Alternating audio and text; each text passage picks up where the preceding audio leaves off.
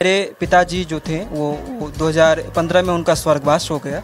तो पिता के जाने के पश्चात हमारे जीवन पर दुख का पहाड़ टूट जाता है कहीं न कहीं। पिता हमारे घर की छत की तरह होते हैं। जब तक हमारा घर का छत यदि मजबूत है, इसका मतलब हम महफूज रहते हैं कहीं न कहीं। मगर पिता के चले जाने के पश्चात हमारे जीवन में दुख की पहाड़ कहीं न कहीं टूट जाती है।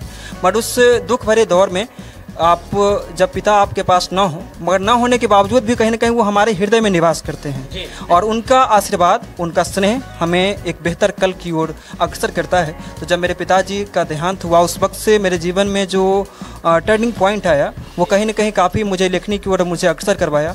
जब मैंने लिखना आरंभ किया, जब पिताजी का देहांत हुआ, तो देहांत होने के उपरांत मेरे जीवन में जब भी उनकी याद आया करती थी, खैर पिता के जाने के बाद हर पल उनकी याद आती है, मगर जब भी मुझे याद आया करती थी तो मैं अपनी कलम से अपने मन के जो उद्गार हुआ करते थे मैं उन्हें पन्ने पर लिखा करता था। कहते हैं कि जहां न पहुंचे रवि वहां पहुंचे कवि, अर्थात जहां सूरज की रोशनी नहीं पहुंच पाती वहां कवि अपनी लेखन कला से, अपनी प्रतिभा से, अपने शब्दों के चयन से वहां तक अपनी छाप छोड़ देते हैं। और उसी का एक जीता जाता जागरण जो है आपको दिखाने की भी कोशिश करेंगे। अभी हम लोग बंदरा प्रखंड अंतर्गत सिमरा पंचायत के एक ऐसे घर में बैठे हैं, एक ऐसे घर में आए हैं जहां से छोटे घर से पैदा हुए एक ऐसे लड़के जो अपनी लेखन शक्ति से, अपनी कला प्रदर्शनी से देश ही नहीं अपितु पूरी दुनिया में अपना नाम का परचम फहरा रहे हैं और आगे चलकर बहुत ज़्यादा फहराने की कोशिश कर रहे हैं। हम आपको बता दें कि बिहार राज्य में या पूरे अपितु भारत राष्ट्र में एक तरफ तो जहां प्रतिदिन भ्रष्टाचारी लोग, बेईमान लोग बिहार को, पूरे भारत देश को भ्रष्टाचार के आड़ में प्रतिदिन धकेलने का काम कर रहे हैं, अंधकार में धकेलने का कार्य कर रहे हैं, तो उसी जगह जो हमारे साथ भैया अभी बैठे हैं संदीप जी, वो अपनी लेखन कला से ऐसा दीप जला रहे हैं जिसके माध्यम से वो पूरे बिहार को और अपितु पूरे राष्ट्र को उज्जवल करना चाहते हैं।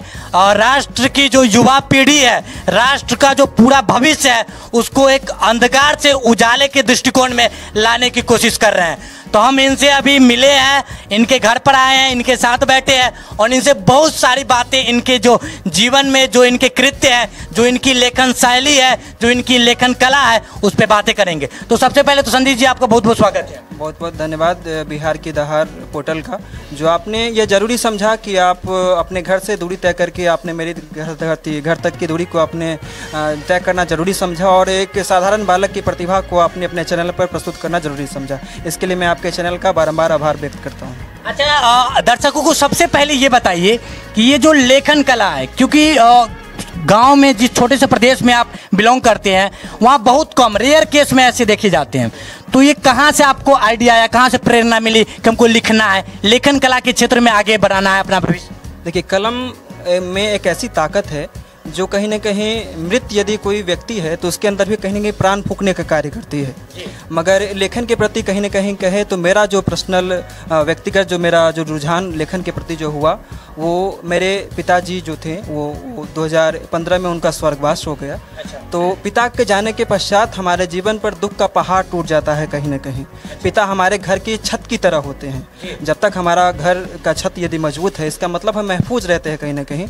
मगर पिता के चले जाने के पश्चात हमारे जीवन में दुख की पहाड़ कहीं न कहीं टूट जाती है। बट उस दुख भरे दौर में जब पिता आपके पास ना हो, मगर ना होने के बावजूद भी कहीं ना कहीं वो हमारे हृदय में निवास करते हैं और उनका आशीर्वाद, उनका स्नेह हमें एक बेहतर कल की ओर अग्रसर करता है। तो जब मेरे पिताजी का देहांत हुआ, उस वक्त से मेरे जीवन में जो टर्निंग पॉइंट आया, वो कहीं ना कहीं काफ़ी मुझे लिखने की ओर मुझे अग्रसर करवाया। जब मैंने लिखना आरंभ किया, जब पिताजी का देहांत हुआ, तो देहांत होने के उपरांत मेरे जीवन में जब भी उनकी याद आया करती थी, खैर पिता के जाने के बाद हर पल उनकी याद आती है, मगर जब भी मुझे याद आया करती थी तो मैं अपनी कलम से अपने मन के जो उद्गार हुआ करते थे मैं उन्हें पन्ने पर लिखा करता था। मगर वो पन्नों से लिखा हुआ सफ़र जब किताब का रूप ले लिया, जी किताब का रूप ले लिया और मेरी अब तक मेरी 2 किताबें आई हुई हैं। जो मेरी पहली किताब ज़िंदगी से जंग जीतेंगे हम हैं और मेरी दूसरी किताब जो डेस्क पर पड़ी हुई है, लक्ष्य एक अवसर, और इस किताब में मैंने 85 कविताएं लिखी है। तो कहीं ना कहीं कहें जो पिता का जाना, देवलोक गमन करना और मेरा लेखनी के प्रति झुकाव होना, और मेरे मन में एक कहीं ना कहीं मेरे मन में यह भाव था कि मैं यदि अपने समाज के लिए अपनी लेखनी के माध्यम से ही यदि कुछ सकारात्मक परोस रहा हूँ, क्योंकि वातावरण में आप देख रहे होंगे जो नकारात्मक विचारों की कमी नहीं है। हर जगह पर ऐसे लोग हैं जो कहीं ना कहीं हमें हतोत्साहित करना चाहते हैं। कुछ लोग ऐसे भी समाज में हैं जो प्रोत्साहित भी करना जरूरी समझते हैं। मगर यदि आप अपनी लेखनी की मदद से, आप अपनी वाणी की मदद से यदि समाज में कुछ सकारात्मक परोस रहे हैं तो आप ना जाने के बाद भी हमेशा के लिए आप अमर रहते हैं। तो तकरीबन कितने वर्षों से ये लेखनी का काम आपका चल रहा है? कहीं ना कहीं कहा जाए तो 2018 से लेकर के 2023 तक की जो मेरी साहित्य साधना रही, 5 साल हो गए जी, उसका प्रतिफल कहीं ना कहीं ये 2 बुक है मेरी जो आई है। तो कहीं ना कहीं 5 साल की कहीं ना कहीं साहित्य साधना है मेरी जो उसकी। देखिए, जब कोई भी सेक्टर में हम काम करते हैं तो चुनौतियां तो आती ही है।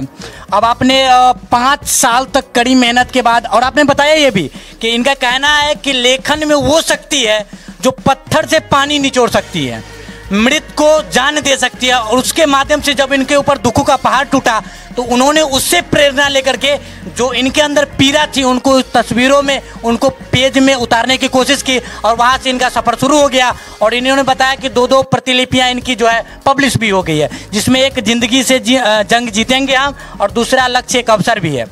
तो आपने लिखा, तो इस 5 साल के दौर में कितनी बार क्या हुआ, बहुत सारी ऐसी चुनौतियां आई होंगी जहां से आपको लगा होगा कि यू टर्न ले लेना चाहिए, तो उनका कैसे सामना किया? देखिए, यू टर्न जैसे मेरे पास पढ़ने के लिए मैं 2016 में मैंने मैट्रिक की एग्ज़ाम अपनी जो दी, तो उसके पश्चात से मेरा अध्यापन कार्य भी कहीं ना कहीं आरंभ हो गया। तो ग्रामीण परिवेश में अध्यापन कार्य में कई चुनौतियां आती है। आप भी ग्रामीण परिवेश से आप जान रहे होंगे जो कितनी कठिनाइयाँ आती है। तो कठिनाइयों भरे दौर में आपको घर भी संभालना और लेखन को भी साथ में लेकर के चलना। तो लेखन से कहीं ना कहीं कहा जाए तो शुरुआती दौर में आपके घर का चूल्हा नहीं जल सकता है। तो घर का चूल्हा जलाने के लिए मैंने अध्यापन का भी कहीं ना कहीं मार्ग अपनाया और खुद भी अध्ययन करना और अध्यापन भी करना, इन दोनों के रूप में खैर ग्रामीण परिवेश से चुनौतियाँ तो आती है। मगर इन चुनौतियों को झेलते हुए भी हमें प्रयास करना है कि जो हम एक दीपक देखने में काफ़ी सूक्ष्म होता है, पर वो सूक्ष्म दीपक भी कहीं ना कहीं कुछ न कुछ अंधकार को जरूर हरता है।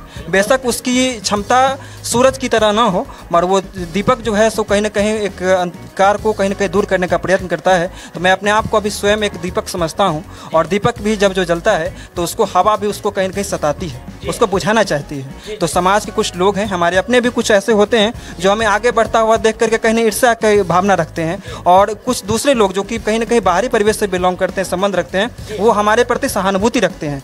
तो मेरी लेखनी के सफ़र में वैसे कई लोग हुए हैं, मेरे जीवन में जुड़े हुए हैं, जिनसे मेरा खून का रिश्ता नहीं है, मगर वो हमेशा मेरे अंदर प्राण तत्पर रहते हैं जी, और मुझे प्रोत्साहित करते रहते हैं। बेशक वो मुझे आर्थिक सहायता ना प्रदान करे, मगर मानसिक रूप से मुझे बहुत मजबूती प्रदान करने का वो कार्य करते हैं।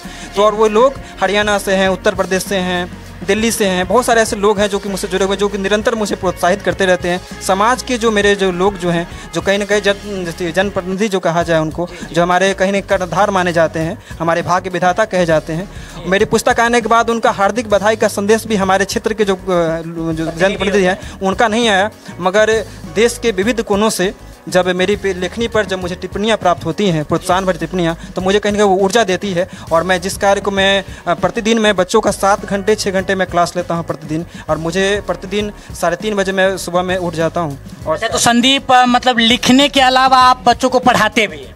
मतलब कौन से बच्चे को, किस क्लास के बच्चे को? जैसे मेरे यहाँ जो है आते हैं 1 to 10th तक बच्चे आते हैं, और विगत 2 वर्षों से 12th के भी बच्चे हमारे यहाँ पढ़ने आते हैं, आर्ट्स फैकल्टी के। देख लीजिए, आपको तस्वीरों के माध्यम से देखने को मिल रहा होगा, आप दिखा दीजिए जरा। जहां अभी हम लोग बैठे हैं ये इनका कोचिंग इंस्टीट्यूट है, जहां ये लगभग क्लास 2, 1 से लेकर के 12 तक के बच्चों को पढ़ाते भी है, और उसी से कहीं ना कहीं इनको लिखने की प्रेरणा भी मिलती है जब बच्चों को पढ़ाते हैं। उसके साथ साथ लिखते भी है, और बहुत ज़्यादा दम, मतलब अपनी प्रतिभा से लोगों के बीच एक विषय बने हुए हैं, लोगों का रुझान इनकी तरफ हो रहा है, और अपनी प्रतिभा से देश के कोने कोने के लोगों को जोड़ रहे हैं, उनको प्रभावित कर रहे हैं। तो अच्छा संदीप, अब आप तो लिखे, 2 बुक पब्लिश हो गई, तो आपको क्या लग रहा है कि आपको किस प्लेटफॉर्म की तरह, या फिर किस प्लेटफॉर्म से आपको स्कोप मिल रहा है ताकि आप आगे इसको अग्रसर कर सके, यही जो आपका काम है? देखिए, ये अधिकांशतः यदि लेखनी पर यदि आश्रित रहा जाए तो कहीं ना कहीं इसका भी कहीं ना कहीं सुगम भविष्य है, मगर केवल यदि लिखने के लेकिन अभी तो आपको आर्थिक सहायता ये मदद नहीं कर रहा होगा उतना, तो बैकअप में एक ऑप्शन होना तो जरूरी है जी। तो वो मेरी पढ़ाई के सेक्टर है और मैं चाह रहा हूँ कि जो मेरा जो शैक्षणिक संस्थान जो सूक्ष्म कहीं ना कहीं आज अवस्था में, तो इसके विस्तृत प्लेटफॉर्म देने की कोशिश, और यदि बच्चों के यदि बेहतर भविष्य के लिए हम संकल्पित रहते हैं, कुछ ना कुछ हम बेहतर करते हैं, तो निश्चित रूप से हमारा भविष्य कहीं ना कहीं, अगर आप जो भी कार्य कर रहे हैं अभी या फिर हम कर रहे हैं, तो इससे कहीं ना कहीं धनार्जन कहीं ना कहीं कम हो, मगर इसका कहीं ना कहीं बेहतर भविष्य निरंतर यदि हमारी मेहनत यदि जारी रहती है, और मैं इस फील्ड में ही बेहतर करने की कोशिश कर रहा हूँ। और मैं चाह रहा हूँ कि जो मैं अपने इस प्लेटफॉर्म को और ज़्यादा विस्तृत करूँ, अपना मेरा शैक्षणिक संस्थान है इसको और ज़्यादा विस्तृत करूँ, ताकि ग्रामीण परिवेश में आज देखते होंगे जो कोचिंग सेंटरों में जो नए नए कोचिंग सेंटर्स हैं, वो कहीं ना कहीं एक व्यापार के उद्देश्य से वो चलाते हैं, और मेरा ये मकसद नहीं है। मैं न्यूनतम दर पे मैं बच्चों को कोचिंग पढ़ाता हूँ, और जो बच्चे देने के एप्लीकेबल नहीं होते हैं उनसे मैं ज़्यादा रिक्वेस्ट भी नहीं। समाज सेवा का जिम्मा भी उठा रहे हैं। बिल्कुल बिल्कुल। प्रति माह जो मेरे बच्चे जो आते हैं 1 to 10 उन बच्चों से मैं 1 to 8 के जो बच्चे हैं वो उनसे मैं महज 200 रुपये प्रति माह की फ़ी लेता हूँ, और वो 200 भी देने में यदि असक्षम होते हैं कुछ लोग, तो कुछ यदि कम भी देते हैं तो उनको स्वीकृत करना मैं अपना परम धर्म समझता हूँ, क्योंकि मैं भी गरीबी से जूझ करके आगे बढ़ा हूँ और आगे भी बढ़ भी रहा हूँ, अभी मैं संघर्ष झेल रहा हूँ। संदीप, आपकी उम्र ज़्यादा लग नहीं रही है, तकरीबन 20-22 होगी, चलिए 22। आपके उम्र के, हम उम्र के जो बच्चे होते हैं अक्सर जो भी गली नुक्कड़ पे ताश खेलते हुए, जुआ खेलते हुए, चोरी चमारी करते हुए ऐसे पकड़े जाते हैं। आप देख रहे हैं जो अभी दौर चल रहा है बिहार में, तो आप उन युवाओं के लिए क्या प्रेरणा स्रोत बनेंगे कि आपसे क्या ले, उन युवाओं के लिए आप क्या कहेंगे जो इस तरह? जी देखिए, आपका प्रश्न ये बहुत ही सार्थक प्रश्न है, और इस प्रश्न की उम्मीद आप एक लेखक से चाहेंगे, तो मैं बहुत ही मतलब एक छोटे सूक्ष्म शब्दों में मैं कहूँ तो मैं ये कहूँगा, जो आज के बच्चे जो अपनी महंगी गाड़ी पर बैठ करके कहीं ना कहीं समझते हैं कि मैं बहुत ही बड़ा शख्स बन गया हूँ, या फिर मेरे पास महंगा स्मार्टफोन है तो मैं सबसे बड़ा शख्स मैं ही हूँ, तो ये आपकी ये सफलता नहीं है। महंगा स्मार्टफोन हमारे पास होना, ब्रांडेड कपड़े हमारे पास होना और महंगी गाड़ी होना हमारी सफलता का परिचायक नहीं है। यदि आप अपनी कीर्ति से समाज में कुछ बेहतर करते हैं, यदि आप अपनी कीर्ति से देश के नाम को गौरवान्वित करते हैं, तो आपकी असली सफलता वह है। और आपके चले जाने के पश्चात आप देखे होंगे, हमने देखा कि हमारे देश के जो महान पुरोधा क्या कहते हैं, स्वामी विवेकानंद हो गए, भगत सिंह, सुखदेव, राजगुरु जी, तमाम लोग जो हैं ये कम आयु में अपनी कीर्ति से उन्होंने कुछ ऐसा किया जो जाने के बाद भी आज हमारे स्मृति पटल पे उनकी छाप जो है सो आज भी जीवित है। तो हम जो हमारे युवा जो हैं, मैं उन युवाओं के लिए एक संदेश देना चाहूँगा कि वो युवा यह मत सोचे कि जो हमारे पास यदि महंगी गाड़ी है, हमारे पास महंगा स्मार्टफोन है, और अपने पिता के साधनों पर ऐश करने की बजाय अपनी मेहनत से, अपने श्रम से, अपने लगन से कुछ ऐसा करें ताकि वो अपने भविष्य में कुछ न कुछ अपने एक बेहतर मुकाम हासिल करें और उनकी वजह से उनके पिता के नाम को जाना जाए। आज यदि संदीप की वजह से, संदीप के वजह से, किताब की वजह से यदि उनके नाम को, उनके पिता को नामों को जाना जा रहा है, कहीं ना कहीं ये मेरी सफलता नहीं है, मेरे पिता की सफलता है जो उस अभी इस वक्त देवलोक में निवास कर रहे होंगे। मैं ये नहीं कहता जो मैंने अपनी मदद, अपनी मेहनत से ये कर लिया है, क्योंकि आपकी सफलता में बहुत सारे लोगों का हाथ होता है। आपके प्रथम पूजनीय मेरी माँ और मेरे पिताश्री, उनका आशीर्वाद कहीं ना कहीं रहा, और मेरे गुरुजनों का सहयोग जिनके वजह से आई। तो उन युवाओं के लिए यही संदेश कि वो युवा यह ना सोचें कि यदि आज मैं अपने पिता के ऐश्वर्याम पे मैं कुछ बेहतर कर रहा हूँ तो ये आपकी सफलता नहीं। आप अपनी मेहनत से कुछ बेहतर करें, तब आपकी सफलता रियल मायने में कहीं ना कहीं कही जाएगी। जो आप संदीप, आप उभरते लेखक हैं, हम एक प्रश्न आपसे और करेंगे। चूँकि दौड़ अभी ऐसा है कि जो बच्चे होते हैं, शुरुआती दौड़ के बच्चे ठीक ढंग से पढ़ाई नहीं कर पाते, कल को जब वो बड़े होते हैं, हमारी उम्र के या फिर हमसे बड़े होते हैं, तो वो बताते हैं कि संसाधनों के अभाव में, वो दोष लगाते हैं संसाधनों का कि संसाधनों के अभाव में हम ये नहीं कर पाए, वो नहीं कर पाए। तो संसाधनों के अभाव में वो किस प्रकार से एक सफलता हासिल कर सकते हैं, अच्छे मुकाम पर पहुंच सकते हैं? क्योंकि आप भी कहीं ना कहीं संसाधनों से जूझ करके अभी अपनी लेखनी प्रदर्शनी को लोगों के बीच फैला रहे हैं, प्रतिभा को लोगों के बीच फैला रहे हैं, तो उसके लिए क्या संदेश देंगे लोगों को? संसाधनों का न होना हमारी सफलता का बाधक नहीं बन सकती है। आपके अंदर लगन है, हमारे अंदर यदि लगन है कुछ अलग करने की, तो संसाधन हमारी बाधक नहीं बन सकती है। ऐसे कई महापुरुषों की जीवनियाँ जब आप पढ़ेंगे तो आप देखेंगे उन्होंने अपनी ज़िंदगी में काफ़ी संघर्ष झेला, काफ़ी मुश्किलें झेली, तत्पश्चात उन्होंने अपनी श्रम से, अपनी मेहनत से कुछ न कुछ अलग मुकाम हासिल किया। ऐसे कई महापुरुष की जीवनियाँ मैंने पढ़ी, जिनकी जीवनियों को पढ़ करके मुझे प्रेरणा मिली। और जो लोग जो संसाधन का रोना रोते हैं, संसाधन का रोना रो करके हम अपने भविष्य को कहीं ना कहीं ख़राब करते हैं।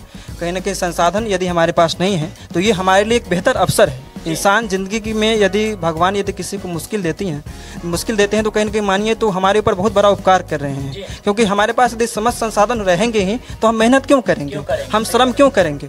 यदि मुश्किल मिलती है इंसान को तो मुश्किल इंसान को तोड़ने के लिए नहीं आती है, मुश्किल इंसान को एक मजबूत शख्स बनाने के लिए आती है। और यदि इंसान यदि मजबूत शख्स बनना चाहता है तो उसको संघर्ष से भी दो चार होना पड़ेगा, और संघर्ष यदि झेले तो भविष्य में हम बेहतर मुकाम हासिल कर सकते हैं, और संसाधन हमारा मार्ग का बाधक नहीं बन सकता है। बिल्कुल, बहुत बड़ी सही बात है आपने कही। अच्छा, एक कोई आपने तो मोटिवेशनल स्टोरी भी लिखते हैं, मोटिवेशनल जो भी लाइनें लिखते हैं, कोई एक ऐसा मोटिवेशनल लाइन जो बच्चे बूढ़े जो कोई भी देखे वो कहीं न कहीं सफलता को लेकर के तत्पर हो, ये एक जुनून उनमें पैदा कर दे, उस तरह का कोई एक मोटिवेशनल।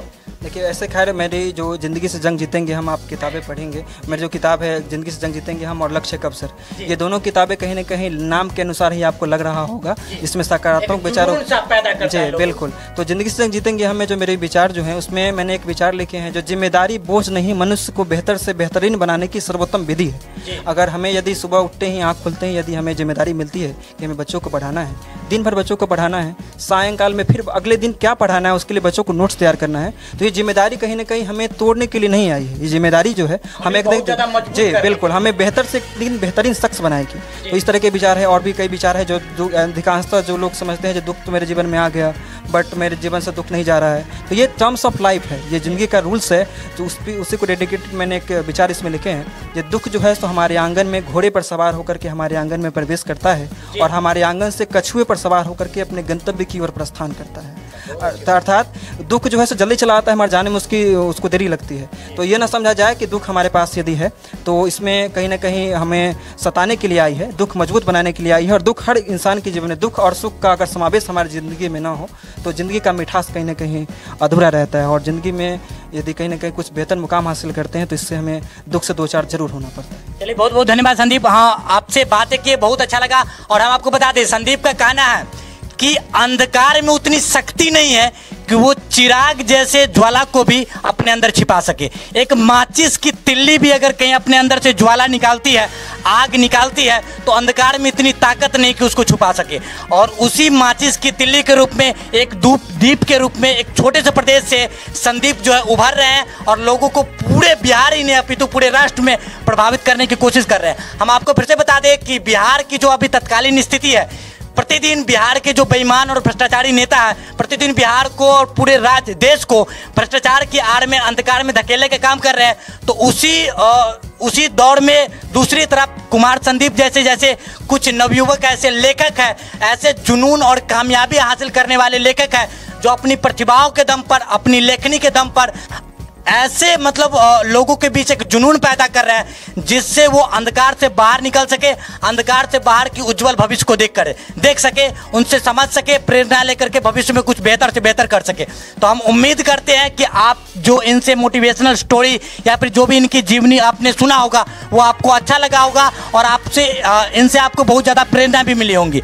चूँकि आपको एक बार और बता दें कि इनके द्वारा जो दो बुक पब्लिश की गई है, एक लक्ष्य एक अवसर और दूसरा जिंदगी से जंग जीतेंगे हम, उसको भी आप जो भी इनका सोशल प्लेटफॉर्म है कहाँ मिलता है? अमेजन और फ्लिपकार्ट दोनों पर मेरी पुस्तक उपलब्ध है। अमेजन और फ्लिपकार्ट, तो दोनों पे इन दोनों बुक्स को, लक्ष्य एक अवसर और जिंदगी से जंग जीतेंगे हम, उसको आप देखें, पढ़ें और समझें।